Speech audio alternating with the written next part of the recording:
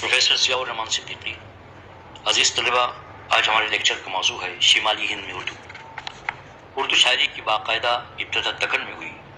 1732 में वली दक्कनी जब दूसरी बार दक्कन से आए तो वो अपना दीवान रेख्ता अपने साथ लाए, जिसे बहुत मकबूलियत मिली। इसलिए वली दक्कनी को ये खसूसियत हासिल है कि शुमाली हिंद में उर्दू शेर व अदब की तख्लीक में उन्हीं की वजह से तेज़ी आई। वली की वजह से शुमाली हिंद की शायरी ख़ास तौर से गज़ल की लवल लहजे में तब्दीली आई। खातिम, आबरू, फाइज और उसके बाद मीर, सौदा, दर्द जैसे बड़े शायर पैदा हुए। इनमें मीर और सौदा लखनऊ गए और मरते दम तक वहीं रहे। जिस ज़माने में दिल्ली में मीर, सौदा और दर्द अपनी शायरी के उरूज पर थे, उसी ज़माने में लखनऊ में इंशा, मुसफ़ी और जुर्रत का बोलबाला था।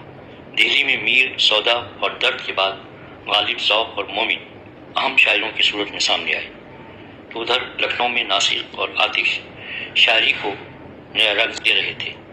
आतिश और नासिर के बाद अनीस और दबीर ने मरसिया गोई में बहुत नाम कमाया और ज़बान को उसके आला मियार तक पहुँचाया। लखनऊ और दिल्ली में शेर व अदब की इस तामीर और तरक्की के दौर में ये महसूस किया गया कि दोनों जगहों की शायरी का रंग व आहंग मुख्तलिफ है। ये एहसास उस हद तक कवी हो गया कि दोनों शहरों की शायरी को दो अलग अलग दबिस्तानों से ताबीर किया गया। हालांकि बाज़ मुहक्किकीन दबिस्तानों की इस तक़सीम को तस्लीम नहीं करते। हम इन दबिस्तानों के ताल्लुक़ से शुमाली हिंद में उर्दू की सनत और रफ्तार को समझ सकते हैं।